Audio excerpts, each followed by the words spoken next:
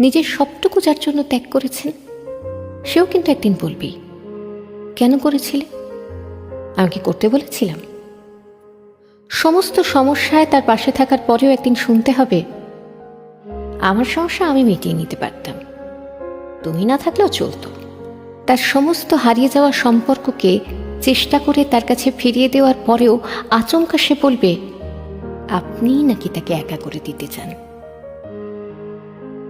একটা দিন নিজের মতো চাইলেও ব্যস্ততার অজুহাত এসে দাঁড়াবে প্রাচীরের মতো। আসলে অনুভূতিগুলো মরে গেলে রয়ে যায় শুধু যুক্তি আর তর্কের পাহাড়। তখন কথার পিঠে কথা বসে, কে ভুল কে ঠিক তার লড়াই চলে। কারণ সে বিশেষ অনুভূতিগুলো তখন মৃত। তাই যার জন্য সব ছাড়ছেন, সেও একদিন বলবে স্বার্থপর। সেটা বুঝে নিয়েই ত্যাগ করুন, কষ্ট কম পাবেন।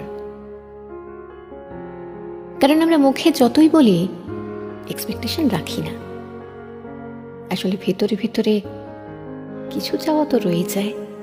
একটা একলা সন্ধে, একটা নিশ্চিন্ত বিকেল, হয়তো তখনও চেয়ে যাই মনে মনে। তাই তো আঘাতগুলো আঘাত হয়ে আসে আর আমরা আবার নতুন করে ভেঙে পড়ি। তাই তো মনকে বারংবার বলি, চল জটিল হয়ে যায়। কিন্তু অবাধ্য মন তবু আশা করতে ছাড়ে না। আশা থাকলে আশা ভঙ্গও থাকবে নিশ্চিত। জীবনটা ঠিক পাহাড়ের বাঁকের মতো, অসম্ভব রহস্যময়। আজ যেটাকে নির্ভেজাল ভালোবাসা বলে মনে হচ্ছে, কাল সেটাকে মনে হয়